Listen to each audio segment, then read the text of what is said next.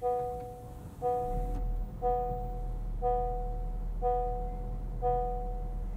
guys, today we're driving the 2023 Honda CR-V. This is a top trim, the Sport Touring. That also means that it is a hybrid. Let's walk you around this new CR-V today. We'll talk about what it's been like to live with, show you what it looks like inside and out. We'll take it for a drive and give you guys a feel of what this is like behind the wheel. Let's start on the outside. So being the hybrid, this has a 204 horsepower rating.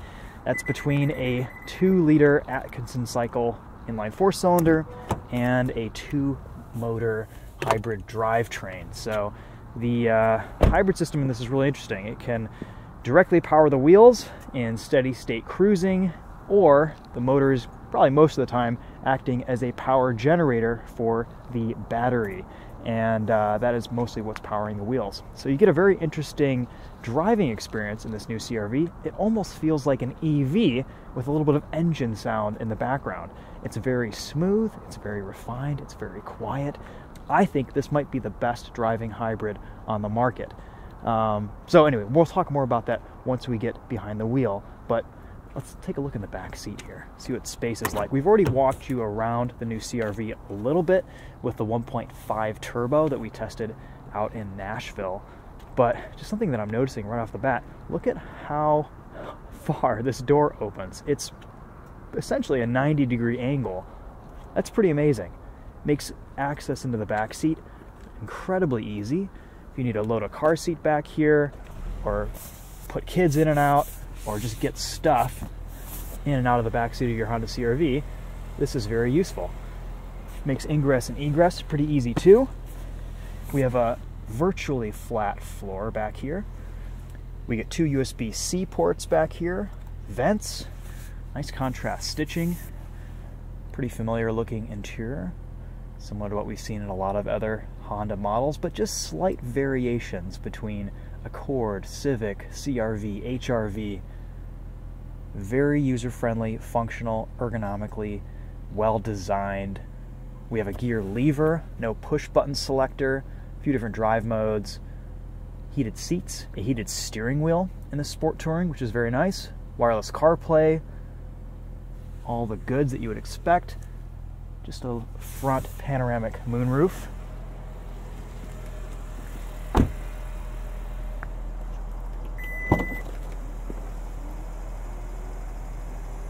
Tailgate's supposed to rise up a little bit faster in this new generation of CR-V2, which is useful.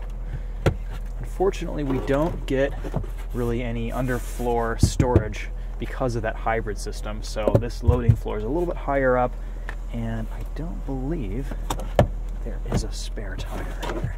Yeah, that's not wanting to come up, and there's no spare in the back. There is also a little bit of a hump when you fold those rear seats down, so you're not going to get a completely flat loading floor, but gosh, just look at all that space. That is a really large area to put things in the back of the CR-V. Nice capless filler system there.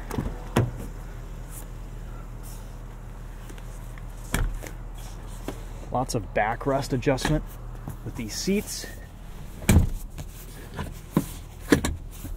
A lot of room in the back of the CR-V. Slightly higher seating position too, partially because of that battery pack, but also allows you to see over the front seats. And I think a very attractive design for this new crossover. I like some of the differentiation with the hybrid model up front with these new accents. The grille looks good. It's a little bit more of a sturdy looking crossover SUV. Let's take a look under the hood. This is rated for 34 miles to the gallon on the highway, 40 miles to the gallon in the city, for about a 37 mpg combined rating. This week, it's been very cold. I've been driving a lot of short distances. I've seen about 26, 27 miles to the gallon. So even though this hybrid system is very refined in how it drives, I feel like fuel economy might be a little bit less than what the EPA ratings are saying in the real world, at least in the wintertime. That's pretty typical with hybrids. We see about a 2 to 3 mile per gallon drop in the winter in our Toyota Highlander hybrid. All right, so no major changes here with this cockpit. I mean, everything is right here within reach. You barely have to go into the menus for anything. One note is to change the screen brightness at night. We're kind of doing a night drive tonight. You do have to go into a menu, but that will automatically dim according to the ambient lighting, and it seems to be doing a pretty good job of that.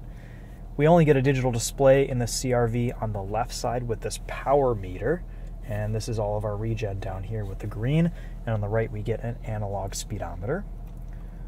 We will just show you guys range and fuel there. Got a button to pop the tailgate, turn traction control off, 2-seat memory settings, auto up-down windows on all 4 corners. We've got wireless charging down here. Here's what our key fob looks like. You can remote start this from a distance, which is great. A few different drive modes: Sport, Normal, Eco, and Snow. And this also has a off-road hill descent control mode. Parking brake is right down here, easily accessible. You don't have to be reaching around and down for that. A lot of nice space here in the center console. Really comfortable seats. Honda's doing a great job with their seats these days. Little place to put your sunglasses. These slide. I mean, just a very nice, functional interior, and I think it looks pretty good too. Unfortunately, no 360 camera. It looks like these reverse cameras have been taken straight from previous Honda models. They're not the best resolution. They're kind of wide and distorted, but they do show you almost 180-degree view, which is really great because you can see traffic coming in your blind spots and from areas that you wouldn't be able to really see with your eyes if you're backing out of a parking space. So it is functionally very useful. I just would like to see a 360 cam in something like this. Oh yeah, as tested, this is just shy of $40,000. All right, we just did kind of a cold start, so it looks like the engine is warmed up enough for us to drive on battery power only.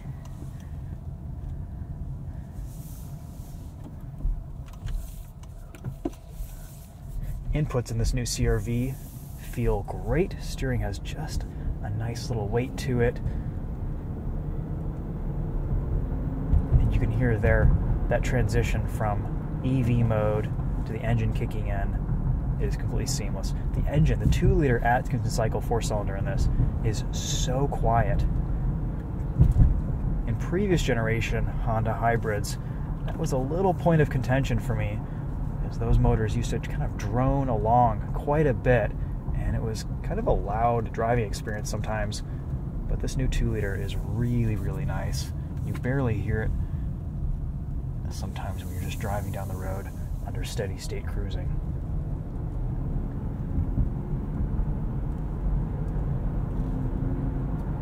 So the big takeaway that I've had driving this car this week, I've already done some reviews on the CR-V, and the guys went out west to do a first impressions drive on this, is this is just a really nice car to live with on a daily basis.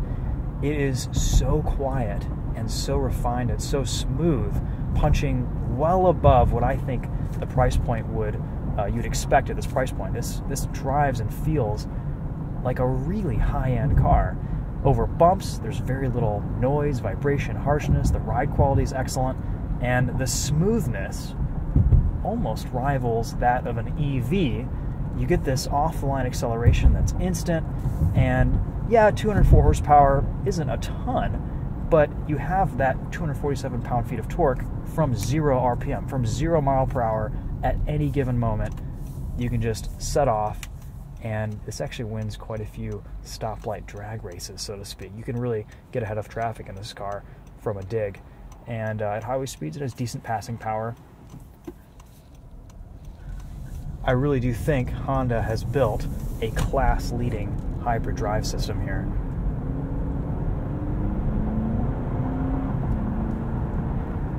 You will get a few simulated shifts from that 2-liter engine up front.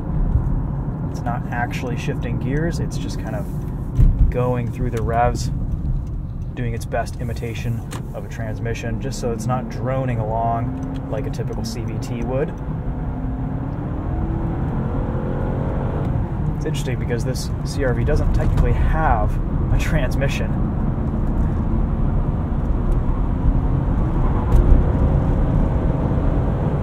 Handling feels good for a crossover on just regular highway eco-oriented tires. There's a little bit of steering feel at the limit, some body roll, but honestly it has pretty good balance around corners. It doesn't handle as well as the HR-V, but it is, for the size, I think, an acceptable limit, and it's kind of entertaining to hustle around sometimes.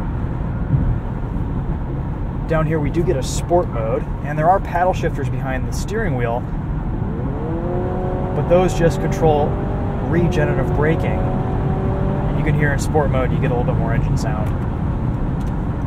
So we hit the paddle once, you can see our level of regen increase. Hit it again, it'll increase even more, and it'll actually slow down the car quite a bit.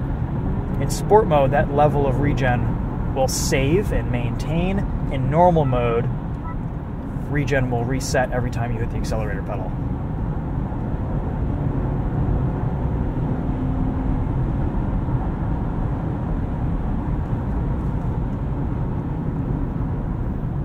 Very little wind noise, very little tire noise at speed.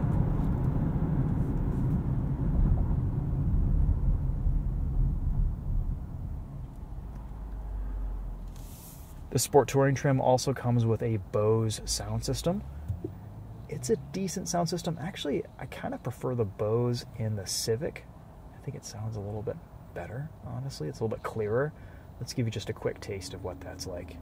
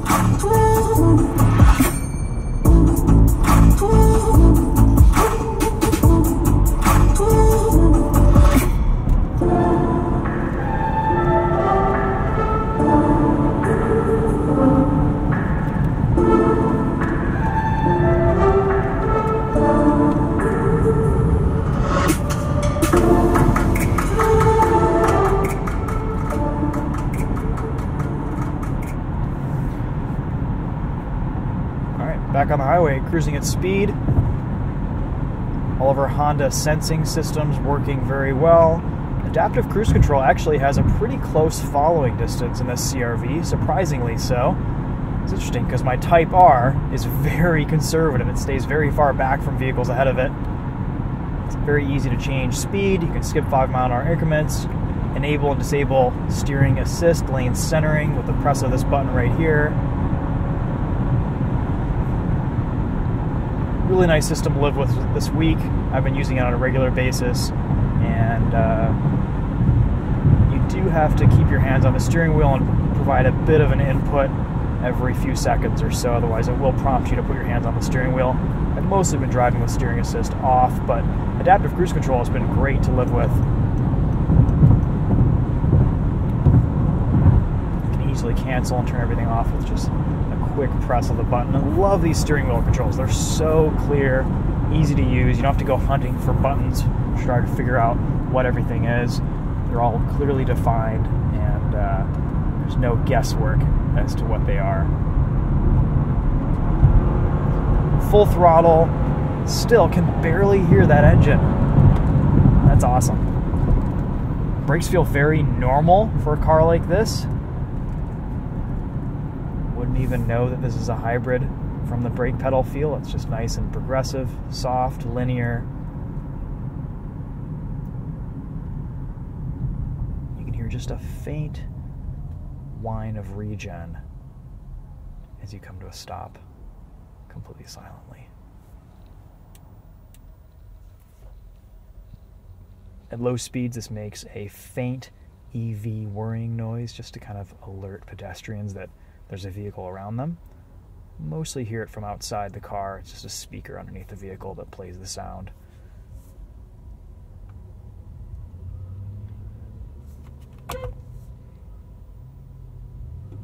That's what the horn sounds like.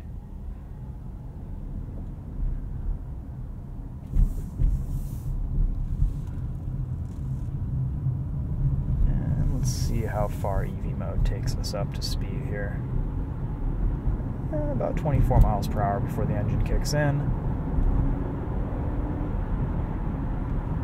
And if you let off, cruising, engine will turn off again. It's really interesting because that motor is pretty much just functioning as a generator to power the battery system and the electric motors which drive the wheels. And this is all-wheel drive. The front-wheel drive CR-V is a little bit more fuel efficient, and I probably recommend that if you live in an area that doesn't see snow. A little bit lighter, a little bit mechanically more simple of a drivetrain. But this is an impressive new all-wheel drive system from Honda. It can give up to 50-50 torque distribution front and rear. Previous gen CR-V was 60-40 front and rear.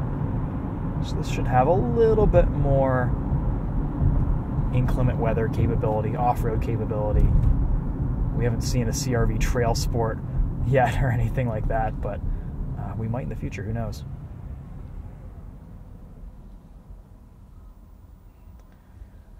All right, so how can we sum things up? Pros here, this is just such a nice vehicle to drive. It feels very comfortable, it's luxurious, visibility is excellent, the sound system is good enough. I think for the price, this is just one of the best buys on the market today.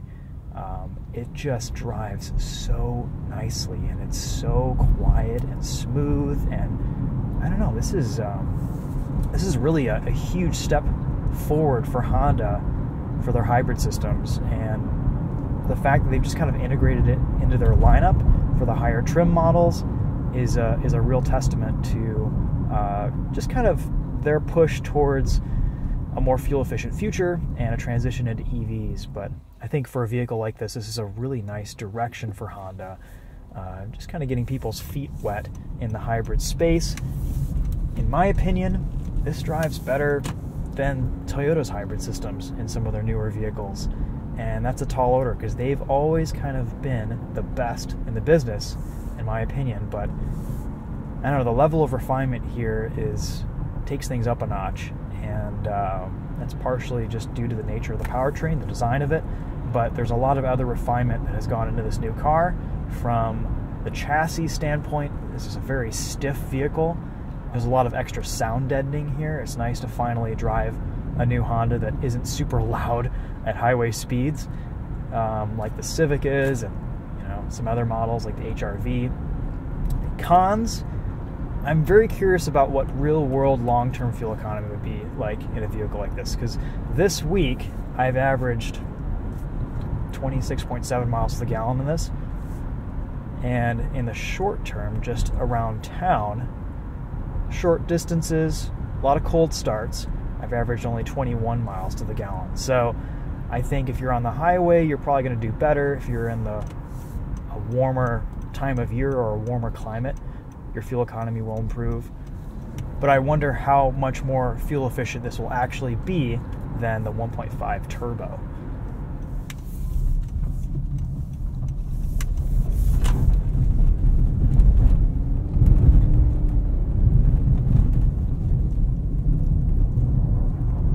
Bumpy, potholed road, really rough section here, and it's virtually quiet. Nice.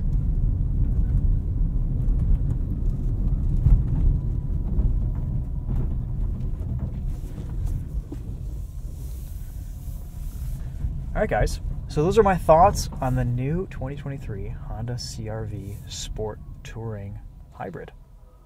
Let me know if you guys have any questions in the comments. Stay tuned for the new Honda Accord, which we'll be reviewing here in a day or two, depending on when I post this. So until then, we'll see you guys in the next video. Thanks for watching.